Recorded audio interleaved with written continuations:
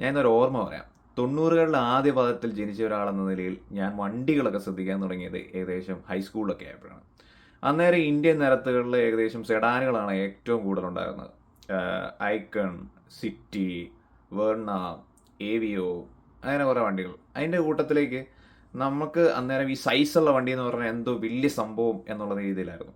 അപ്പം അങ്ങനെ ഒരു വന്ന വണ്ടിയായിരുന്നു SX4. പ്രത്യേകിച്ച് അതിൻ്റെ ഫ്രണ്ടിൽ നിന്നോ അല്ലെങ്കിൽ ഒരു മൂലയിൽ നിന്നൊക്കെ നോക്കിക്കഴിഞ്ഞാൽ, ഫ്രണ്ടിലത്തെ ആ മൂലയിൽ നിന്നൊക്കെ നോക്കിക്കഴിഞ്ഞാൽ ഭയങ്കര മസിൽ കാർ പോലെ ഒരു ഫീലൊക്കെ കിട്ടും.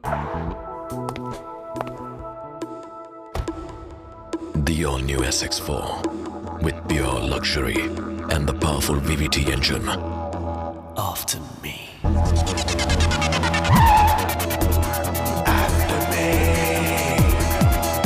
ആ ഒരു വണ്ടി അന്ന് ഇറങ്ങിയത് ഒരു 1.6 ലിറ്റർ നാച്ചുറലി ആസ്പിറേറ്റഡ് M16 എന്ന് പറയുന്ന എഞ്ചിനൊക്കെ 110 BHP പവറൊക്കെ ആയിട്ട് ഒരു അടിപൊളി ഫീലായിരുന്നു. ആ വണ്ടി ഞാൻ പിന്നീട് എനിക്ക് ഓടിക്കാൻ പറ്റുന്ന സമയമൊക്കെ അപ്പോൾ ഓടിച്ചു നോക്കിയപ്പോൾ എനിക്ക് നല്ലൊരു വണ്ടി എന്നുള്ള ഫീൽ തന്നെ കിട്ടി. ഓടിക്കാനാണെങ്കിലും ഫീഡ്ബാക്ക് ആണെങ്കിലും ഇരിക്കാനാണെങ്കിലും ഒക്കെ കിട്ടി.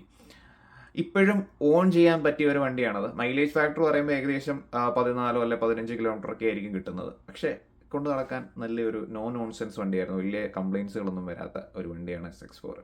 ഇപ്പോഴും നിങ്ങൾക്ക് എന്തെങ്കിലും സാധ്യതയുണ്ട്, നിങ്ങൾക്ക് അത്രയധികം മൈലേജ് നിങ്ങൾ നോക്കുന്നില്ല എന്നുണ്ടെങ്കിൽ അത്യാവശ്യം പവർഫുൾ ആയിട്ടുള്ളൊരു വണ്ടിയാണ് SX4.